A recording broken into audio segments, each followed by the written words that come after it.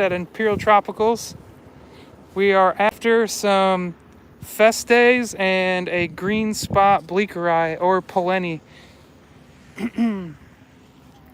You see, you got the guys over there at the seine net going across the pond. And this is going to take a couple minutes here for them to slowly bring the seine net. For you guys who don't know, there's a lead line on the bottom of the net and a float line at the top. And that's going to allow them to catch as many fish as they can out of this pond. As you can see, there's a little bit of a gap here, so we don't catch all the fish at once. No big deal. If you guys heard that loud noise over there, we have this cannon right there. It's a propane cannon. It's to help keep the birds away out of the ponds. As you can see, they're right in front of the cannon. So we have some long-term resident birds here who are just kind of used to it. It's kind of actually pretty funny. You see they're getting close to being done here. Now guys, with these ponds, they're always a gamble. We know that there's good fish in this pond, but sometimes seining them, we could miss them because there's a lot of algae, a lot of plants in the pond. So it can make it difficult, but we have a good crew here. They know what they're doing. So we're pretty good at catching the fish when they are there. This pond is just I want to say it's like 4 months old. We put some breeders out, not many breeders, maybe 20 festae and 20 bleekeri. Nick, that's a very hard question to answer. I'm not too sure on how many we lose per birds. But we breed so many that we don't really notice. Generally, we don't notice like, hey, we lost a whole pond of birds. There are other predators that we quickly notice that, hey, we lost a lot. Usually due to something like otters, snapping turtles, soft-shell turtles. But as far as birds, we don't lose them as long as the ponds are filled up nice and high like they're supposed to be. As you can see, we do have some birds on the edge of this pond. They will come when the ponds are a little bit lower. So we lowered this pond so we can seine the pond, so we can catch the fish more easily. So I'm gonna get another angle on it over here. You see, they got the net. They got it in kind of a taco shape. So right now they have fish in the net and they're just cleaning out all the algae and any plants.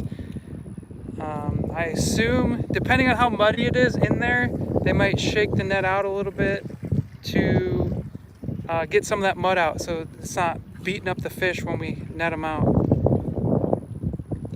Kevin, we don't have any snakeheads here. I've never come across any snakeheads on this farm. I think they're farther south. We do have walking catfish. They're a pretty big problem for us.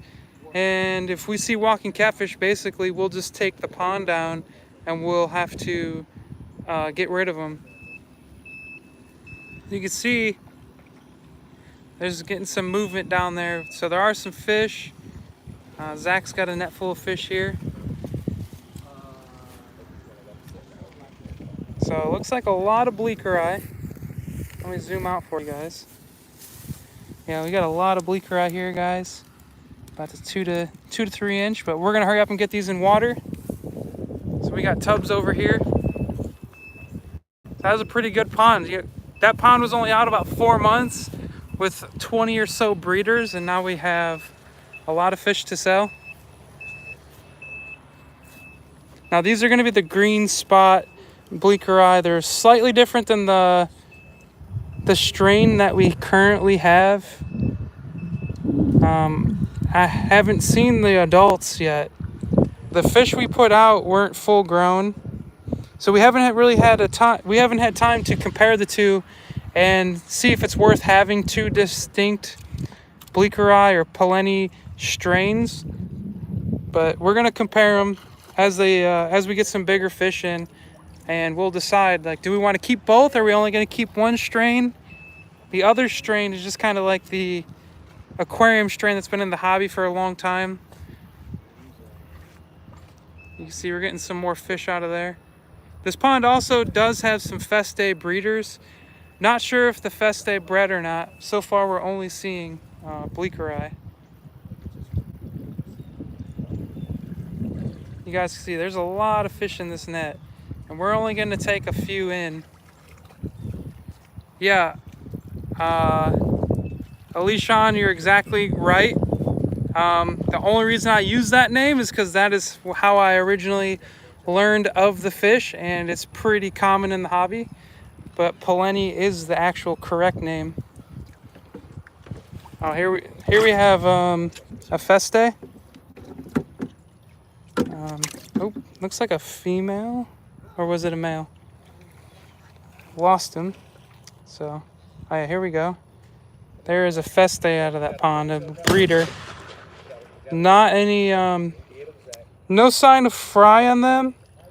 It looks like there are some Deepwater Creek rainbows in this pond as well. Let me see some of the comments.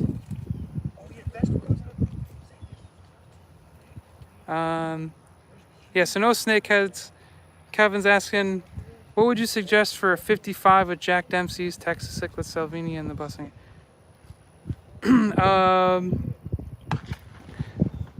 Kevin, that tank sounds pretty stocked. You're specifically asking for a dither fish. That's a tough one. That's in a pretty aggressive tank. So I would suggest, if you're gonna do like a tetra, I would do like a really big boisterous tetra. I would suggest silver dollars, but your tank's pretty full already, so I wouldn't want to get another big fish in there. Here we got another net full of fish here. Zach, have you seen any smaller festae? I haven't noticed any yet. So it looks like we're just getting bleekeri, but the festae breeders are alive and well. They're just getting out-competed by a lot of bleekeri. So there's a nice big festae. Any big bleekeri we put back to continue breeding, so we only brought in the small ones. As you can see, they're done already. They put the net back. There's still a couple thousand fish in the pond that we just released.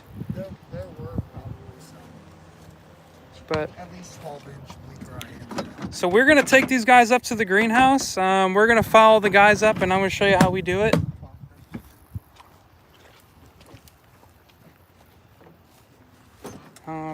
Get on the golf cart. Tom, you need to ride up there? Yeah, come on, Tom. All right, so they're off to the greenhouse. We're gonna show you guys. Now we do have a full-length video coming out. It's gonna be edited, and it's this exact process almost, but with angelfish. So it's gonna be a really good video.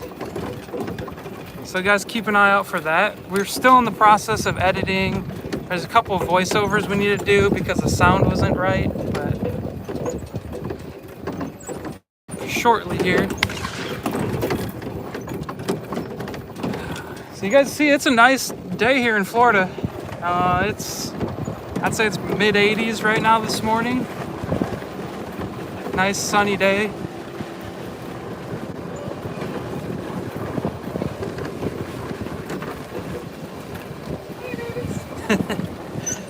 Always having fun on the fish farm.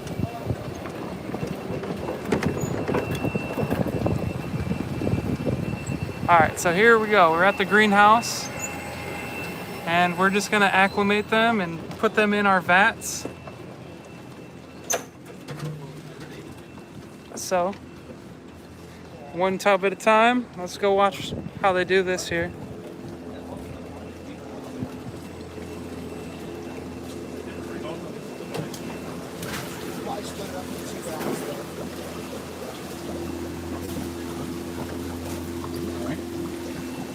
So here we go.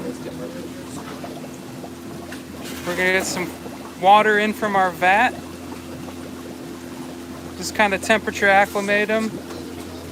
And another probably minute, we will probably dump these. Really depends on the temperature difference of the pond to the vat. The water temperature is very similar. So I'm actually going to go ahead and dump them in there. So it's important for us while we're doing this to move relatively quickly, because in these tubs there's maybe 5 to 10 gallons of water, probably 10 to 15 gallons of water. And they quickly run out of oxygen, and the water can heat up really, really quickly, which also will deplete oxygen in these tubs. So now they're in there, and we're gonna let them recuperate. It's probably gonna be about 2 weeks. We'll put salt on them and make sure they don't have any internal parasites. If they have any internal parasites, we'll treat them for that. And in 2 to 3 weeks, really depends on the fish, they'll be up for sale on the website. Now this is considered the green spot bleekeri, or the green spot poleni. If you guys are interested in that fish, I highly suggest you search some articles on the internet about them. Ali Shan is actually talking about how there's potential hybrids in the hobby, and that there's different types of the fish. So yeah, go ahead and check that out, guys. And that's the process of seining a pond. So that's just one pond they seined today. I know they seined a couple more this morning, but we're always bringing in fish. Another fish that they brought in this morning is the synspillum and the tangerine tiger. It was a breeding pond for both of them. The tangerine tigers got really outcompeted by the synspillums. I'm not going to net up this vat to show you guys because I've been through so much. They've been salted already. You can see some of the salt down there. It's still dissolving. So we're just going to give them as much time to recover that they need, get them healthy, make sure they're eating, deworm them if they need to, and then they'll be available on the website. So thank you guys for joining us this morning. It was super spur of the moment. I knew they were going to be seining a pond with some good fish that I wanted to show you guys. So thank you, and we will catch you on Friday.